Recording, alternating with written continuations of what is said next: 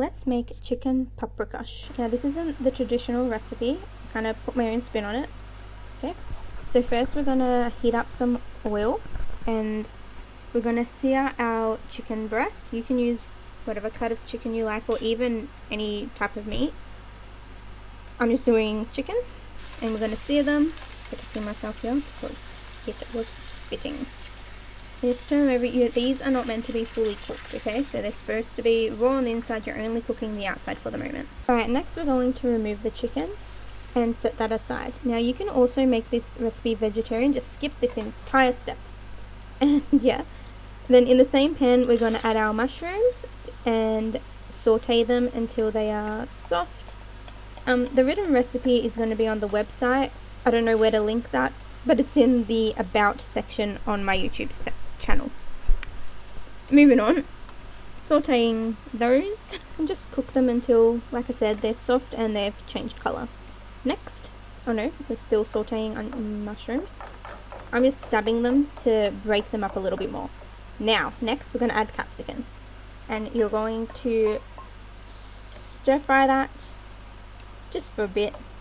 And then we're going to add our onions. And we're going to saute all of this until the onions are translucent. Just take a moment to appreciate the sizzle. It smells amazing. Next we're going to add our garlic. You can use fresh garlic, just grate it up or chop it up. Use any garlic you like. Garlic, and we're going to stir that up and just until it becomes fragrant. And at this point we're going to add our salt. Just make sure you don't add too much. We're going to stir that up and then we're going to add our tomato paste. Now this recipe is a little bit more on the tomato-y side. I don't know, I preferred it that way and everyone ate it, so that was good.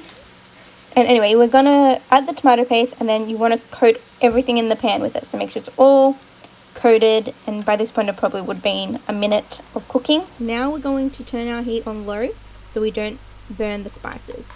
So add in your paprika. You can use sweet paprika if you like. I chose smoked. And then you're going to mix it all up until everything is coated.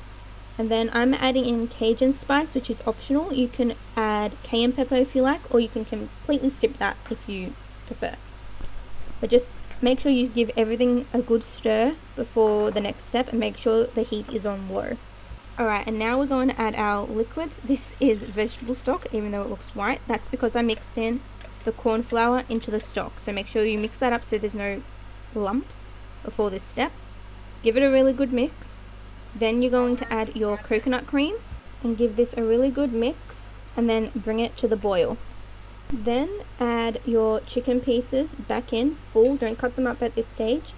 You're going to place them in, make sure they're kind of covered with the sauce.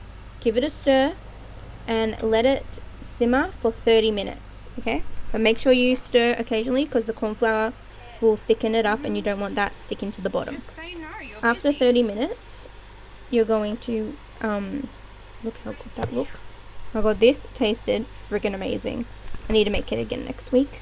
Anyway, after 30 minutes, you're going to remove the chicken breast. Now, these aren't going to be fully cooked yet, okay? So we're removing them. You're going to slice them up into desired pieces.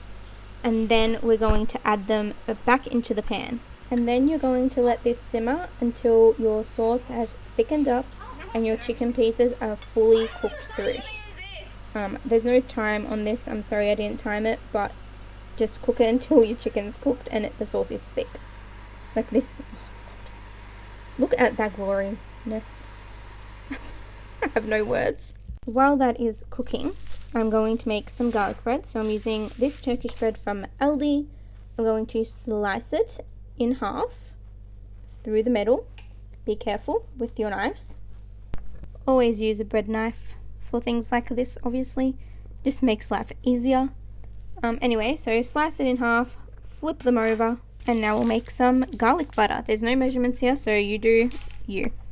Butter, soften it, add your crushed garlic as much as you desire. Add some cracked black pepper if you like. Add a bit of salt. Add some herbs if you like. I'm adding our oregano. And then you're going to give this a really good mix until it's nice and creamy and light in colour. Just like this. You can also add a little bit of paprika to this as well. Then you're going to smother it onto your bread, on both sides of the bread by the way. Then put them onto a lined baking tray and bake these for, actually there's no time. Bake them at 200 degrees until they look like this. Freaking delicious. And now we are ready to plate up. Now I did serve this with some plain rice. Unfortunately, I forgot to tape that. But just, anyways, you can even serve this with mashed potato.